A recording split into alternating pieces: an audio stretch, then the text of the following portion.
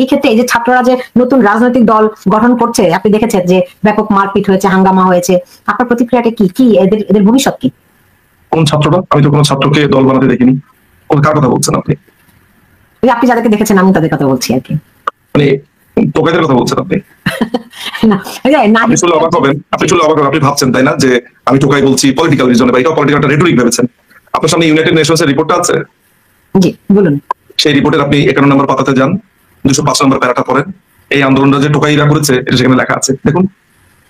সেখানে লেখা আছে পরিষ্কারভাবে যে ছাত্রদের সাথে টোকাই নামে একটি শ্রেণী ওতপ্রোতভাবে জড়িত ছিল। আপনি দেখেন, আমি আপনাকে রেফার করলাম তো আপনার 205 নম্বর প্যারাগ্রাফ, 51 নম্বর পাতা, ইউনাইটেড নেশনস এর যে রিপোর্টটা নিয়ে আমরা বিভিন্ন রকমের বলে আসছি, সেইখানে সেই জায়গাটা বলা হয়েছে ছাত্রদের সাথে এই রাস্তার যে স্ট্রিট বয়, ব্র্যাকেটে লিখেছে নোন অ্যাজ টোকাই, তারা ছিল।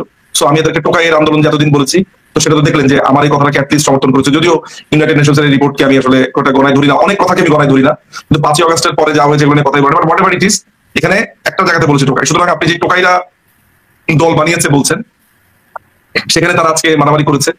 তো টোকাইরা দল বানাতে গিয়ে আপনি প্রোগ্রামের শুরুতে খুব সুন্দর একটা কথা বলেছেন, যেটার ইংরেজি একটা ভালো মিনিং দেওয়া হচ্ছে মর্নিং শোজ দ্য ডে। যে দেখুন এরা কি বলে এসেছে যে ছাত্রলীগ খারাপ, তারপরে ছাত্রলীগকে নিষিদ্ধ করতে হবে, এমনকি তারা এটাও বলেছে যে ক্যাম্পাসে ছাত্র রাজনীতি নিষিদ্ধ করতে হবে। আপনি যদি 9 দফাটা পড়েন, তাদের যে 9 দফা বা 8 দফা, সেই দফার 5 নম্বর দফাই হচ্ছে, খুব ভুল না করে থাকলে 5, 4, 5, 6 সেফ সাইডে থাকার জন্য বলছি, এই তিনটার একটা দফাতে লেখা আছে যে ছাত্র রাজনীতি নিষিদ্ধ করতে হবে, আছে কিনা? আচ্ছা, এই টোকাইরা আন্দোলনের সময় তাদের দফাতে বারবার করে যখন বলছে যে ছাত্র রাজনীতি নিষিদ্ধ করতে হবে, এবং যে সেই টোকাইরা 5ই অগস্টের পরে যখন ছাত্র রাজনীতিই করেছে আসলে ক্যাম্পাসে, তখন কি জনগণ প্রতারিত হয়নি? এই যে এখন তারা তাদের যে কিংস পার্টি বানিয়েছে, সেটা ছাত্রদের যেই টোকাইদের গ্রুপ বানিয়েছে, সেটা কি রাজনীতির অংশ না? তাহলে যারা বলছে ছাত্র রাজনীতি নিষিদ্ধ করতে হবে এবং সেটাই তারা করছে, তাদেরকে আপনি কি বলবেন? মোনাফেক বলবেন, না গাদ্দার বলবেন, না মৃত্যুক বলবেন, না কি বলবেন? ঠিক আছে, তো আপনি যেটা দেখলেন, অল্প একটু দেখলেন, সেখানে মেয়েদেরকে কিভাবে যৌন হেনস্থা করা হয়েছে আমরা দেখেছি, পেটানো হয়েছে দেখেছি।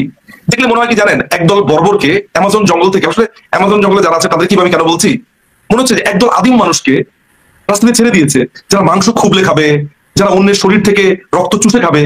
দেখেই মনে হচ্ছে যে একদল অসংখ্য ক্ষুধার্থ কিছু হায়নাকে আপনি রাস্তাতে ছেড়ে দিয়েছেন, এবং এদেরকে আপনি কখনো বলছেন ছাত্র, কখনো বলছেন অমুক তমুক। এটা আসলে হায়নার মতো আচরণ তাদের।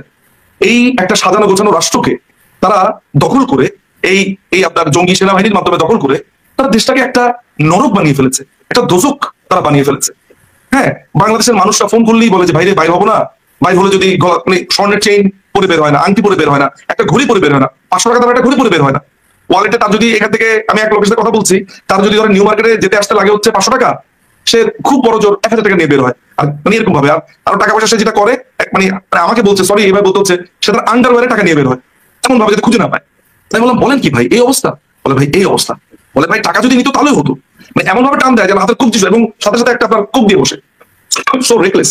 জি, এখন এই যে নাহিদ সার্জিস, এই যে মানে শিশু উপদেষ্টা তাদেরকে বলা হতো, তারা তো পদত্যাগ করলেন, তারা রাজনৈতিক দল গঠন করলেন, তো এদের ভবিষ্যৎ কি? কি আছে কপালে, এদের ভাগ্যে? এই বিভিন্ন দেশে ক্যাফে করে ঘুরবে আর মাথা চাপড়াবে, বলবে আমাদের সর্বনাশ হয়ে গেছে।